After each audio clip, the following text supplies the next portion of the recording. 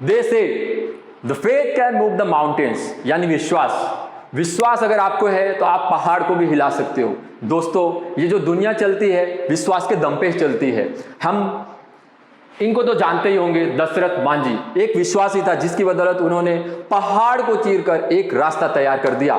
ऐसी एक स्टोरी थी विलियम काम्बाम्बा की, एक 13 साल का लड़का जिसके गांव में बिजली भी नहीं थी, वो देसी जुगाड़ करके अपने गांव में बिजली लेके आता है और अपने गांव वालों को भूखमरी से बचाता है। ऐसी एक आज हम लोग नई स्टोरी जानने वाले हैं जिसका नाम है अ लेटर टू गॉड। ये एक स्टोरी है एक किसान की जिसका नाम है लैंचो। ये इस स्टोरी के जो राइटर है हमारे जीएल फ्वेंट्स हैं। तो आइए चलते हैं और हम स्टोरी के बारे में जानते हैं। दोस्तों, ये कहानी जो है इसमें जो कैरेक्टर्स हैं, अपने 3 कैरेक्टर्स मेन है जिनके इर्द गिर्द स्टोरी अपनी घूमती है। पहले है अपने लैंचो जिसके बारे में स्टोरी बताई गई है। दूसरे अपने पोस्टमैन और पोस्टमास्टर। लैंचो एक बहुत ही हार्ड वर्किंग फार्मर था। वो उसका घर एक हिल में था। वो पूरी जो अपनी फैमिली की देखभाल करता था खेती की बदौलत ही करता था, खेती पे ही डिपेंड रहता था वो। एक दिन वो अपने खेत पे जाता है और खेत को देख के, फसलों को देख के उसको ऐसा महसूस होता है कि अभी एक से एक बारिश की ज़रूरत है। और वो अपने घर में जाके अपने घर वालों से, अपने बच्चों से, अपनी बीवी से ये डिस्कस करता है कि इस बार की फसल अच्छी है, इस बार की फसल अगर अच्छे से हो गई तो हमारा पूरे साल का गुजारा हो जाएगा, बस कमी है तो एक बारिश की। और एक दिन आता है कि उसके ऊपर वाले सुन लेते हैं और बारिश चालू हो जाती है। बारिश की बूंदों को देख के लैंचो बहुत ही खुश होता है और मन ही मन सोचता है कि ये बारिश की बूंदें नहीं है बल्कि ये गोल्ड कॉइन्स हैं। लेकिन एक ऐसा बारिश होने के, जब बारिश हो रही होती है उसी के साथ बाद क्या होता है कि तेजी से तूफान चालू हो जाता है। तूफान चालू हो जाता है और ओले की बारिश होने लगती है जिसकी उम्मीद लैंचो ने नहीं करी थी। ओले की बारिश होने की वजह से ओला जो है पूरी फसल को नष्ट कर देता है। पूरी फसल को डिस्ट्रॉय होकर देखते हुए लैंचो काफी दुखी होता है और वो सोचने लगता है कि अभी मैं अपने घर वालों का गुजारा कैसे करूंगा, अभी मैं घर वालों को क्या बताऊंगा, क्योंकि इस ओला बारिश की वजह से पूरी फसल नष्ट हो चुकी है। लैंचो को भगवान पे बहुत भरोसा था, वो गॉड पे बहुत विश्वास करता था। तो उसने सोचा कि किसी दूसरे से मदद मांगने से अच्छा है कि मैं भगवान से मदद मांगूं। और वो डिसाइड करता है एक लेटर लिखने को, लेटर टू गॉड। वो लेटर में लिखता है, if you don't help me my family and I will go hungry this year. I need 100 पैसे in order to so my field again and to live until the crop comes because hailstorm has destroyed all the crops। यानी कि वो लिखता है, भगवान अगर आप मेरी मदद नहीं करोगे तो मेरी फैमिली भूख से मर जाएगी। मुझे 100 पैसे की जरूरत है, 100 पैसे की जरूरत है। इन 100 पैसे से मैं फिर से खेती कर पाऊंगा और 1 साल तक अपनी फैमिली का गुजारा कर लूंगा।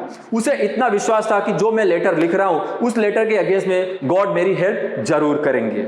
और वो लेटर ले जाके वो मेल बॉक्स में पोस्ट कर देता है, मेल बॉक्स में डाल देता है, जैसा कि आप पिक्चर में देख सकते हो। अब मेल बॉक्स से पोस्टमैन लेटर लेके आता है। लेटर में एड्रेस लिखा होता है टू गॉड। ये देख के वो बहुत ही सरप्राइज हो जाता है और जोर जोर से हंसने लगता है कि ये कैसा लेटर है, एड्रेस इसमें लिखा हुआ है टू गॉड। अब वो ये लेटर लेके पोस्टमैन पोस्ट मास्टर के पास जाता है और बताता है, सर ऐसा लेटर तो मैंने कभी देखा ही नहीं जिसमें एड्रेस लिखा हुआ है लेटर टू गॉड। ये सुनकर पोस्ट मास्टर भी पहले हंसता है, लेकिन वो क्या करता है, जब एनवेलप ओपन करता है और पूरी लेटर में जो लैंचो ने लिखा हुआ था वो पढ़ता है तो लैंचो की मासूमियत पे उसको दया आ जाती है। उसका जो विश्वास था गॉड पे, उसको देख के वो सोचने लगता है कि अब इसकी तो मदद करनी ही पड़ेगी। अगर हम लोग इसकी मदद नहीं करेंगे तो लैंचो का विश्वास जो है भगवान के ऊपर से टूट जाएगा। अब क्योंकि लैंचो ने 100 पैसे की डिमांड करी थी, तो अकेला जो पोस्ट मास्टर था उसके पास इतने पैसे नहीं थे।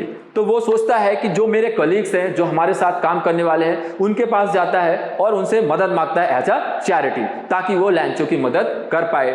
तो इस तरह से उसके कलीग्स लोग से वो पैसे कलेक्ट करता है और टोटल कलेक्शन जो होता है वो 70 पैसे का ही हो पाता है, 100 पैसे का नहीं हो पाता है। फिर भी पोस्ट मास्टर डिसाइड करता है कि 70 पैसे अगर कलेक्ट हुए हैं तो वही मैं लैंचो को दे देता हूं। अगले संडे क्या होता है, लैंचो जल्दी ही पोस्ट ऑफिस पे पहुंच जाता है और पोस्ट मास्टर से पूछता है कि मेरे नाम से कोई लेटर आया है क्या। लेंचो को देखकर पोस्टमास्टर खुद ही अपने हाथों से वो लेटर लेंचो को देता है। लेंचो तुरंत लेटर ओपन करता है और देखता है कि एनवेलप में 70 पैसेज हैं।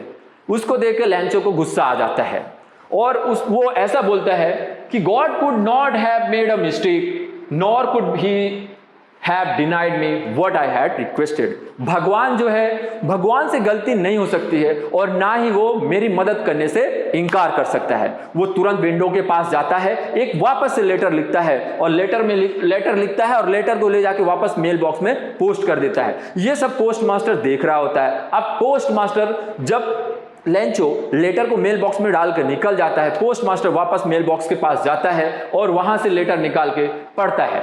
The moment the letter fell into the mailbox, the postmaster went to open it. It said, letter में ये लिखा होता है, God of the money that I asked for, only 70 passage reached me. भगवान, मैंने जिन पैसों की आपसे मदद मांगी थी उनमें से केवल 70 पैसे ही मुझे मिले हैं। Send me the rest.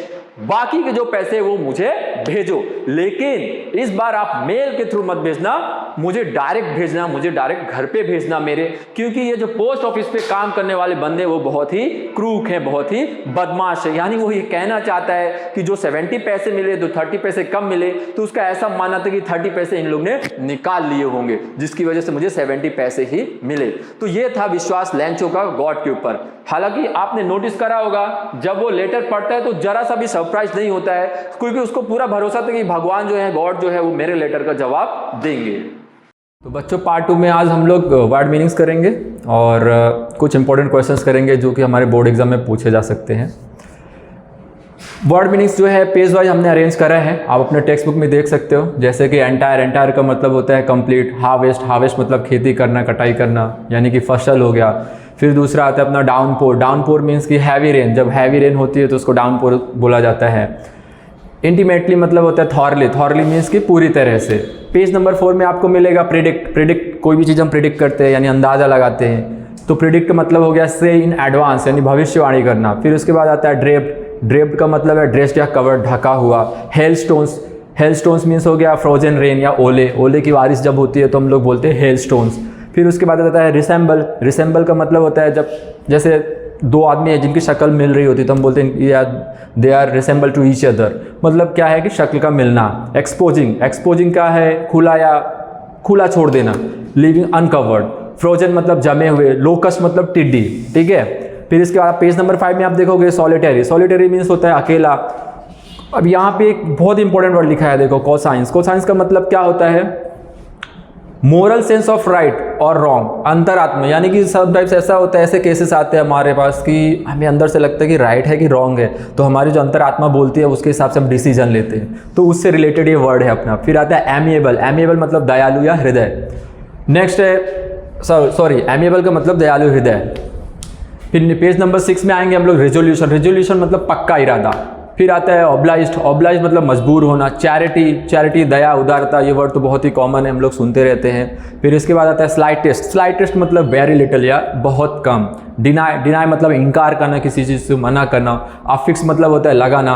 Page number 7 में आपको कुछ वर्ड्स मिलेंगे जैसे ब्लो मतलब हार्ड स्ट्रोक विथ फिस्ट यानी प्रहार करना, मारना। इसके बाद आता है मेल मतलब पोस्ट या डाक। मेल वर्ड आपको लेंचो के स्टोरी में मिला है। इसके बाद आता है क्रूक मतलब होता है ठग या धोखेबाज। अब इसके बाद हम करेंगे कुछ इंपॉर्टेंट क्वेश्चन आंसर।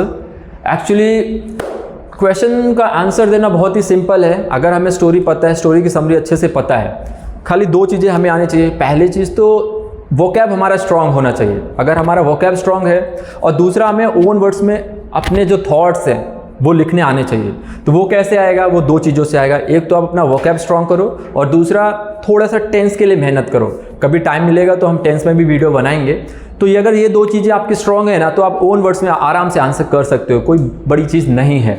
यहाँ पे हमने कुछ सेलेक्टेड क्वेश्चंस लिए हैं जो कि स्टोरी में से पूछे जा सकते हैं, जिनमें से पहला क्वेश्चन है where did Lencho live? Lencho कहाँ रहता था? Lencho lived in a house located at the crest of low hill. Lencho एक छोटी सी पहाड़ी के टॉप में रहता था। Why did Lencho say a plague of locusts would have left more than this?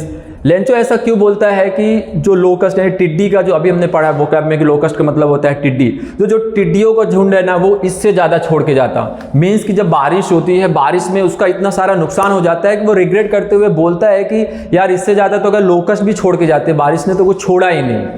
तो उसका आंसर ऐसा है, लेंचो ऐसा बोलता है, लेंचो सेड दिस बिकॉज,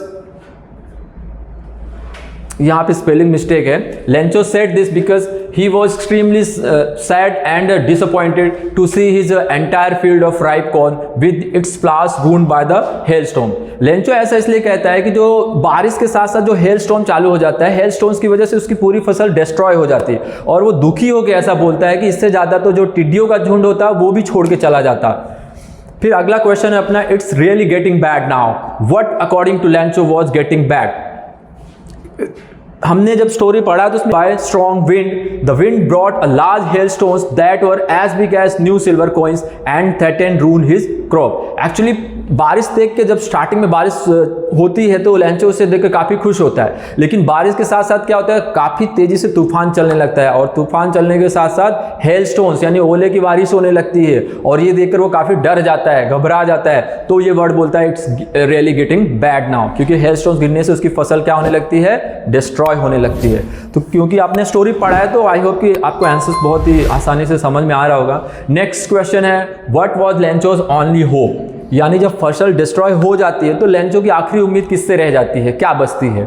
तो Lencho's only hope was the help of God, he believe that God's eyes have power to see everything. Lencho की जो आखिरी उम्मीद थी वो भगवान से थी, उसका ऐसा मानना था कि भगवान सब कुछ देख रहा है और भगवान मेरे साथ गलत नहीं होने देगा, या भगवान मेरी हेल्प करेगा, ऊपर वाला। आगे बढ़ते हैं, how did the employees at the post office react on seeing Lencho's letter, यानी कि जो पोस्ट ऑफिस में जो एम्प्लॉय रहते हैं, जब उनको लेंचो का लेटर मिलता है उसे देखकर वो लोग किस तरह से रिएक्ट करते हैं।